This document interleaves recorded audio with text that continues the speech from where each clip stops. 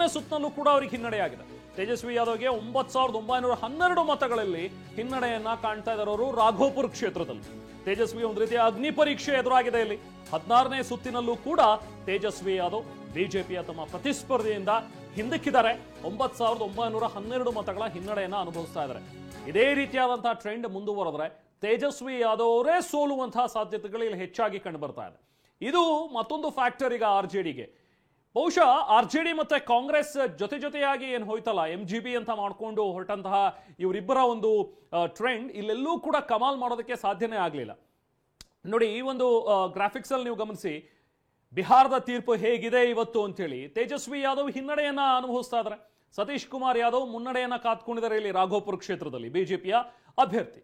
So ಈ trend ಹೀಗೆ ಮುಂದುವರಿಯತ್ತಾ ಅಥವಾ ಮತ್ತೇನಾದ್ರೂ ತೇಜಸ್ವಿ ಯಾದವ್ ಅವರು ಕೊನೆ ಕ್ಷಣದ ಸುತ್ತುಗಳು ಇನ್ನೂ ಕೂಡ ಬಾಕಿ ಇವೆ, ಸೊ ಅದರಲ್ಲೇನಾದ್ರೂ ಕಮಾಲ್ ಮಾಡ್ತಾರಾ ಅನ್ನುವಂಥದ್ದು ಈಗಿರುವಂತಹ ಪ್ರಶ್ನೆ.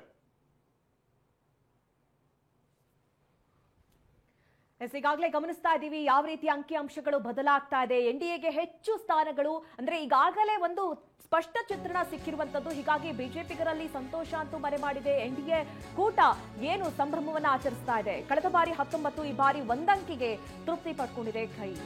ಕೇವಲ 3 ಕ್ಷೇತ್ರಗಳಲ್ಲಿ ಕಾಂಗ್ರೆಸ್ ಮುನ್ನಡೆಯನ್ನ ಸಾಧಿಸಿದೆ. ಬಹಳ ಮುಖಭಂಗ ಇದು.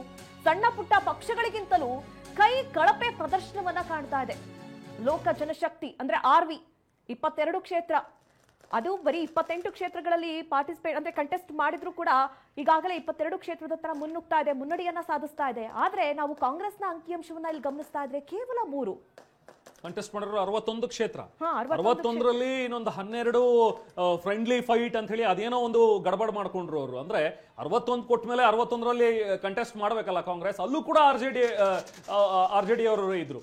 ಅಂದ್ರೆ ಒಂದು 12 ಕ್ಷೇತ್ರಗಳಲ್ಲಿ RJD versus Congress versus BJP ಅನ್ನೋ ರೀತಿಯಲ್ಲಿ ಇತ್ತು. ಇದು ಯಾವ ರೀತಿಯಾದಂತಹ ಘಟಬಂಧನ ಅನ್ನೋದ್ರ ಬಗ್ಗೆ ಕಳೆದ ಬಾರಿ ಚುನಾವಣೆ ಕಂಪೇರ್ ಮಾಡಿದ್ರೆ ಇದು ತುಂಬಾ ಅದ್ಲು ಬದಲಾಗಿ ಹೋಗ್ಬಿಟ್ಟಿದೆ. ಯಾಕಂದ್ರೆ 2020ರಲ್ಲಿ ಇದು RJD 75 ಕ್ಷೇತ್ರದಲ್ಲಿ ಗೆಲುವನ್ನು ಸಾಧಿಸಿದ್ರೆ ಕಾಂಗ್ರೆಸ್ 74 ಕ್ಷೇತ್ರದಲ್ಲಿ ಗೆಲುವನ್ನ ಸಾಧಿಸಿತ್ತು. ಆದ್ರೆ ಈ ಬಾರಿ ತುಂಬಾ ಅತಿ ಕಳಪೆ ಅನ್ನುವಂಥ ರೀತಿಯಲ್ಲಿ ಕಾಂಗ್ರೆಸ್ ನಲ್ಲಿ ನಾವು ಮುನ್ನಡೆ ಗಮನಿಸ್ತಾ ಇದೀವಿ. ಕೇವಲ 3 ಕ್ಷೇತ್ರಗಳಲ್ಲಿ ಮಾತ್ರ ಮುನ್ನಡೆಯನ್ನ ಸಾಧಿಸಿದೆ. RJD 23 ಕ್ಷೇತ್ರಗಳಲ್ಲಿ ಮುನ್ನಡೆಯನ್ನ ಸಾಧಿಸ್ತಾ ಇದೆ.